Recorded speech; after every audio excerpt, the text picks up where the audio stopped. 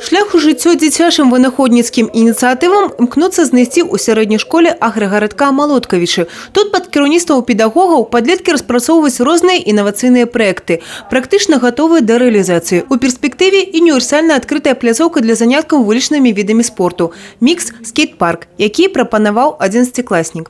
Для Беларуси это, так скажем, в новинку. У нас не сильно развит этот спорт, и таких площадок специализированных, в принципе, очень мало. Я думаю, она бы была востребована, потому что, во-первых, у нас агрогородок на 2000 человек населения, в основном это молодежь. Во-вторых, мы совсем рядом с городом, и в городе у нас тоже очень много и BMX-еров, и скейтеров, и они с удовольствием сюда приезжали.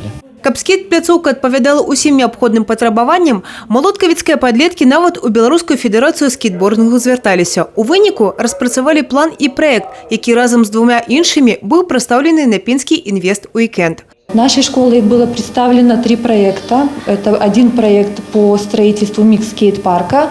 Второй проект был представлен учащимися 11 класса «Теренкурная тропа» или «Тропа здоровья». И проект учащийся 10 класса «Выращивание грибов в подвальных условиях». Мало распрацаваць, трэба яшчэ і годна прэзентаваць праект. Некаторыя прапановы з-за эпідэміялагічнай сітуацыі былі прадстаўлены ў рэжыме онлайн. В этом году аншлаг проектов. У нас заявлено 20 проектов с учреждения образования из 4 областей нашей республики. Большее количество проектов, 75%, представлено от учащихся учреждений образования города Пінска и района. Страусіная ферма, мобільны дадатак, мэбля, зробленыя на уроках працы. Напрамкі самыя розныя. Такой жа разнапланавай стала і прэзентацыя студэнцкіх ініцыятыў. Уласна распрацаваную біядабаўку прадставілі студэнты біятэхналагічнага і эканамічнага факультэтаў. Наш биологический препарат представляет собой смесь грибов двух видов, которая вносится в почву и затем, взаимодействуя с самими корнями голубики, создают своеобразный симбиоз, который помогает голубике расти и развиваться в будущем. Можно использовать как для растений при высадке их в почву, так и в лабораториях для микроклонального размножения.